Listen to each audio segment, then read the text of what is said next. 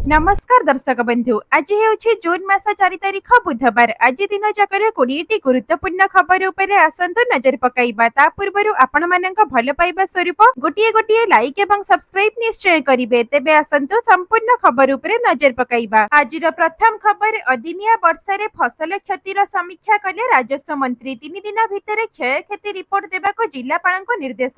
राज्य रे काल बैशाखी वर्षारे होइथिबा क्षय क्षतिर समीक्षा करिसंती राजस्व मंत्री सुरेश पूजारी। अदिनिया वर्षारे ओडिशारे अनेक जगह क्षय क्षति होइछि। क्षय क्षतिर आकलन करी 3 दिन भितर रिपोर्ट देबाको जिल्लापालको निर्देश दिया जाइछि। ए नै फसल नष्ट रिपोर्ट आसिबा आरंभ होई जाइछि। खूब शीघ्र क्षतिग्रस्त चाषीको सहायता जोगाई दिया जिवो बोली राजस्व मंत्री कहिसंती। तेबे अदिनिया वर्षारे धान नष्ट पई इनपुट सब्सिडी दिया जिवो। आगामी मौसुमी वर्षा को नजर रे रखी सरकार संपूर्ण प्रस्तुत थिबा नै सूचना दैछंती सुरेश पूजारी। परवर्ती खबर अंत्योदय गृह योजना रे प्रति पंचायत 10 जन हिताधिकारी मिलिबो पक्का घर।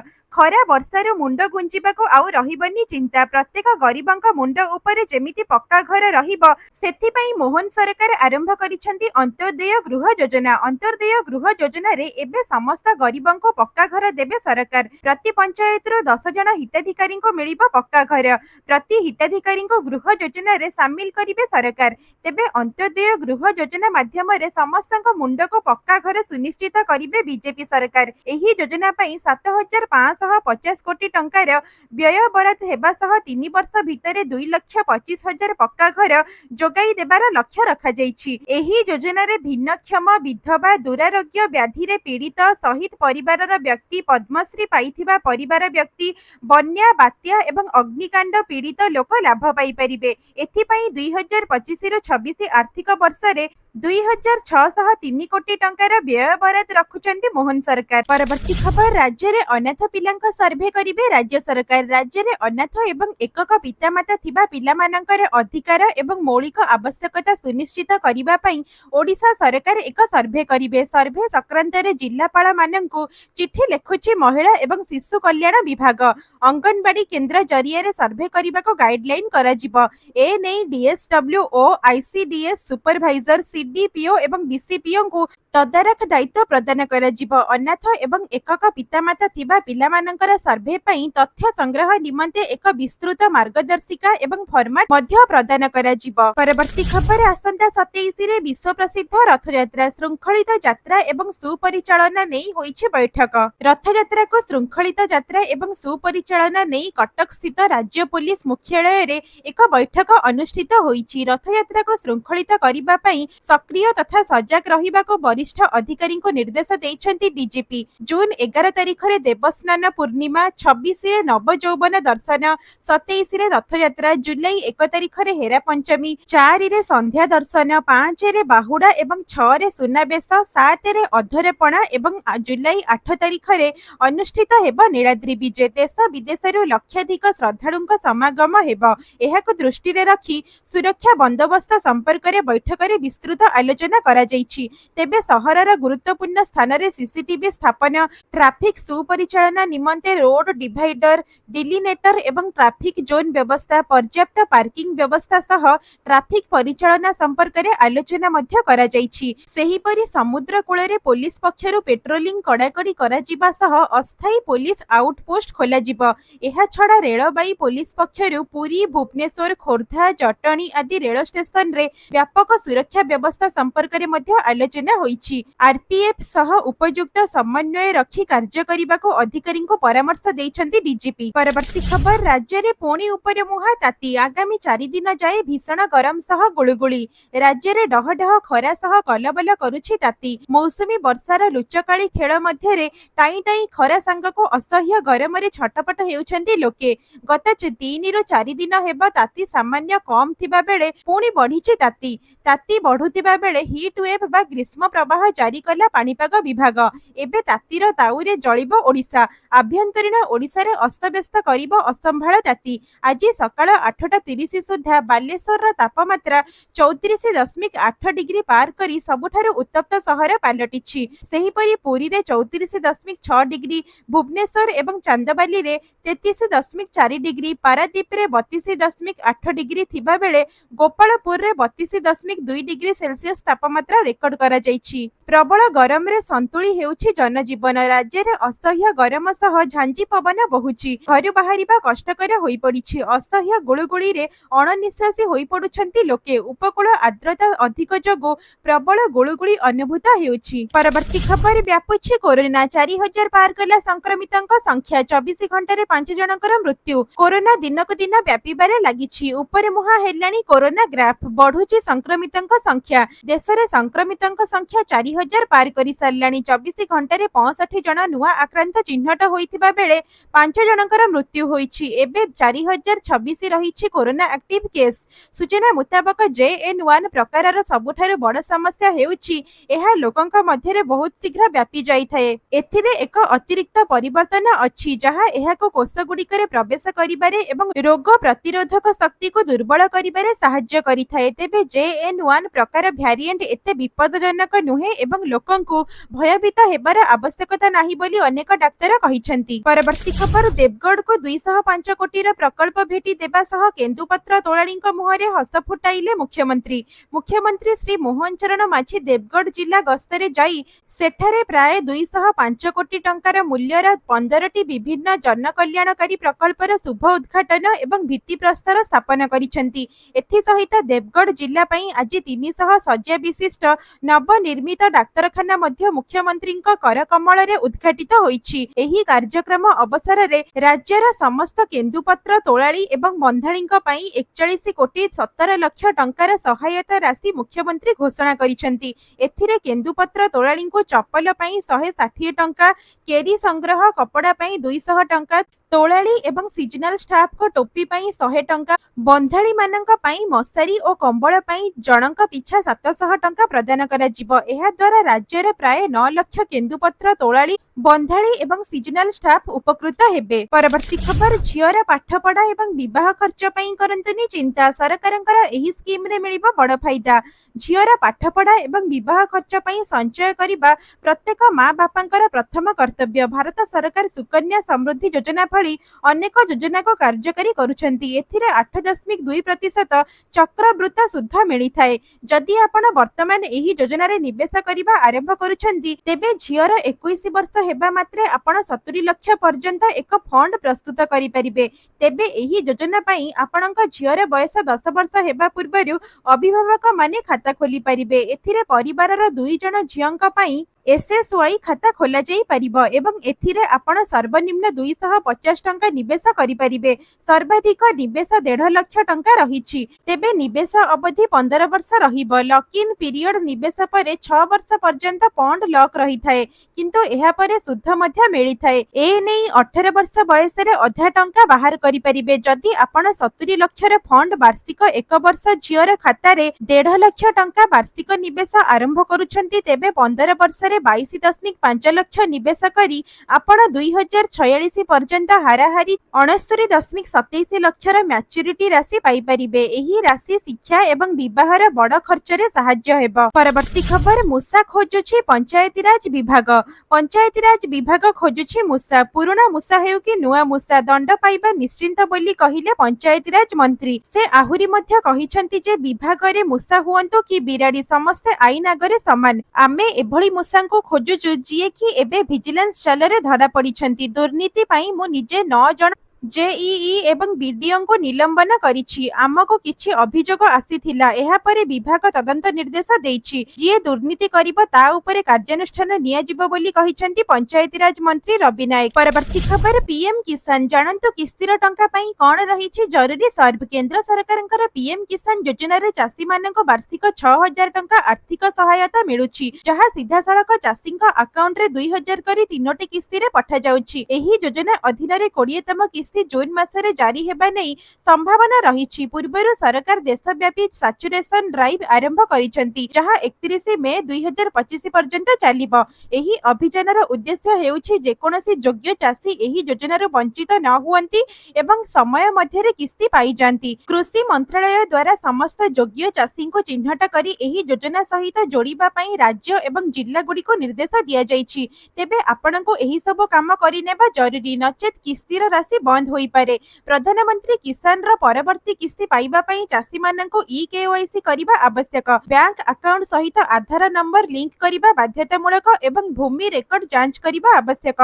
जदि एही प्रक्रिया गुड़िक मध्यरु कोनोसीटी असंपूर्ण रही थाए तेबे जून मासरे आसिबाको थिबा किस्ती आपणको मिलिबो नाही। एही संपर्क रे साधारण सेवा केंद्र बा सीएससी माध्यमरे शीघ्र कार्य समाप्त करिबा पई सरकार आवेदन करिसेंती। योजनार लाभ प्रकृत योग्य चासींक पाखरे पहुंचीबा सुनिश्चित करिबा पई ग्राम्य स्तर रे अधिकारी माननको सक्रिय करा जाईछि। राज्य सरकारको नूतन योग्य चासी माननको चिन्हट करिबाको एवं पुराना हिताधिकारीଙ୍କ सूचना अपडेट करिबा पई कुहा जाईछि। तेबे प्रधानमंत्री नरेंद्र मोदी 24 फेब्रुआरी रे बिहार रो भागलपुर रे चासी माननको पीएम किसान रो 19तम किस्ती देइथिले। एहा परे जून मासरे 20तम किस्ती जारी हेबा पई जाउछि। तथापि एपर्यंत तारीख स्थिर होई नाही, किंतु अनुमान करा जाउछि जे जून मासरे एही टंका आसी पारे। तेबे आपण माने हमर एही भिडियोटी को केउ जिल्ला रो देखुचंती कमेंट माध्यम रे लिखिकी निश्चय जणाइबे। परवर्ती खबर एणिकी ट्रैफिक पोस्ट रे हेबा बड़ परिवर्तन। एणिकी सब ट्रैफिक पोस्ट निकटस्थ डिवाइडर रे लागिबो तुलसी गछ। फल रे ट्रैफिक पोस्ट रे अटकुथिबा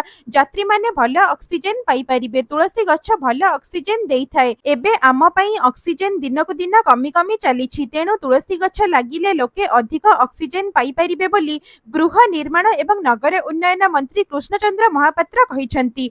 ए नेई यूएलबी को नगर उन्नयन मंत्री निर्देश देइछंती। परवर्ती खबर जून 5 रे अयोध्या न आसिबाको श्रद्धालुंको मंदिर प्रशासन पक्षरु निवेदन। उत्तर प्रदेश रो अयोध्या राम मंदिर निर्माण कार्य समाप्त होईछि। एबे मंदिर रे रामंक दरबारर प्राण प्रतिष्ठा करा जिवो। भगवान रामंक बाळ रूपंकु 22 जानुआरी 2024 रे मंदिर रे प्रतिष्ठा करा जाइथिला। एबे द्वितीय प्राण प्रतिष्ठा उत्सव 3 जून रो आरंभ होईछि, जहां जून 5 रे रामंक दरबारर प्राण प्रतिष्ठा सहित समाप्त हेबो। गंगा दशहरा मध्य 5 जून रे पडुछि। जदिओ मंदिर रे राम दरबारर प्राण प्रतिष्ठा करा जिवो, किंतु श्रद्धालु माने वर्तमान दर्शन करि परिबे नाही। एपरि परिस्थिति रे मंदिर प्रशासन जून 5 तारिख रे अयोध्या न आसिबाको श्रद्धालु माननको निवेदन करिसेंती। कारण पाग को दृष्टि रे रखी कोनोसी स्वतंत्र कार्यक्रम आयोजन करा जाउ नाही एवं काहाको निमंत्रण मध्य करा जाई नाही। ए नै जून 5 रे अयोध्या न आसिबाको श्रद्धालुंको मंदिर प्रशासन पक्षरु निवेदन होईछि। परवर्ती खबर सरकार अशोधित खाद्य तेल उपरे आमदानी शुल्क ह्रास कले 10%। केंद्र सरकार अशोधित खाद्य तेल उपरे आमदानी शुल्क 10% ह्रास करिबाको घोषणा करिसेंती। सरकारଙ୍କର एही निष्पत्ति आगामी 2 सप्ताह रे तेलर खुचरा मूल्य रे मध्य 5 ରୁ 6% ह्रास हेबार आशा रखा जाइछि। इमामी एग्रोटेकर डायरेक्टर एवं सीईओ सुधाकर राव देसाई पीटीआई को कहिसंती जे खाद्य तेलर मूल्य रे हाराहारी 17% पर्यंत बढ़ा जाइथिला, वर्तमान धीरे धीरे कमिबारे लागिछि। तेबे एहा खूब शीघ्र सिंगल डिजिट रे आसीबो बोली आशा करा जाउछि। परवर्ती खबर पुणी बदलिला प्राथमिक शिक्षकଙ୍କ बदली क्यालेंडर। पुणी बदलिला प्राथमिक शिक्षक बदली क्यालेंडर। जुलाई 25 सुद्धा शेष हेबो शिक्षकଙ୍କ बदली। तेबे जून 7 रे रहिछि बदली आवेदनर शेष तारीख। ओसेपाको चिठी लिखि जणाइला डीईओ। जिला भितरे एवं जिला बाहर को बदली पई आवेदन पई मिलिछि अनुमति। जून 7 तारीख भितरे पोर्टल जरिया रे आवेदन करि परिबे। जून 9 रु 16 भितरे वेरिफिकेशन हेबो। ए नै विद्यालय एवं गणशिक्षा विभाग पक्षरु विज्ञप्ति प्रकाश पाइछि। एहा परे जून 17 रु 18 मध्यरे अंतः जिला बदली पई प्राथमिक शिक्षा निर्देशकଙ୍କ पाखकु आवेदन पत्र पठा जिवो। एहा परे 20 रु 21 तारीख रे मेडिकल जांच हेबो। परवर्ती खबर पर्यटकଙ୍କ ପାଇଁ ହୀରାକୁଦ ଜଳ ଭଣ୍ଡାରରୁ ହଟିଲା କଟକଣା। ଏବେ ବୁଲି ପାରିବେ पर्यटक।